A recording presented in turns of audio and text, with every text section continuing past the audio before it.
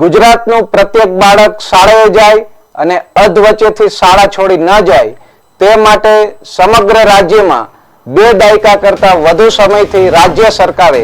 શાળા પ્રવેશોત્સવ કન્યા કેળવણી મહોત્સવના માધ્યમથી શિક્ષણનો મહાયજ્ઞ આરંભ્યો છે, જેના પરિણામ સ્વરૂપ શાળાઓમાં બાળકોના 100% નામાંકનની સાથે ડ્રોપ આઉટ રેશિયોમાં પણ નોંધપાત્ર ઘટાડો થયો છે.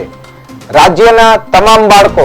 શિક્ષણ મેળવી સુસંસ્કારિતા બને તેવા શુભ આશય સાથે આરંભાયેલા આ યજ્ઞ કાર્યમાં આહુતિરૂપ કાર્ય આણંદ જિલ્લા વિકાસ અધિકારીના દીર્ઘદ્રષ્ટિના કારણે થયું છે,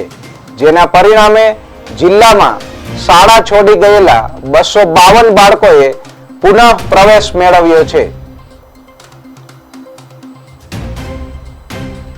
એક કદમ શાળાની તરફ એ મુહિમ હેઠળ જે પણ વિદ્યાર્થીઓ શાળામાંથી સ્થગિત થઈ ગયા છે અથવા તો શાળા છોડીને જતા રહ્યા છે એવા વિદ્યાર્થીઓની યાદી માનનીય ડીપીઓ મેડમ અને ડીઓ કચેરીથી અમને સૂચના મળી એ મુજબ અમે વિદ્યાર્થીઓનું ઘરે ઘરે શોધી અને કાઉન્સેલિંગ કરી રહ્યા છે. આરટી એક્ટ મુજબ બાળકનું નામાંકન થાય, સ્થાયીકરણ થાય અને ગુણવત્તાયુક્ત શિક્ષણ મળી રહે એ તેનો મુખ્ય હેતુ છે. પરંતુ નામાંકન થયા પછી આર્થિક કારણ, સામાજિક કારણ, બીમારી કે ધંધાર્થે બાળકો અધવચ્ચે શાળા અધૂરી છોડી દે છે.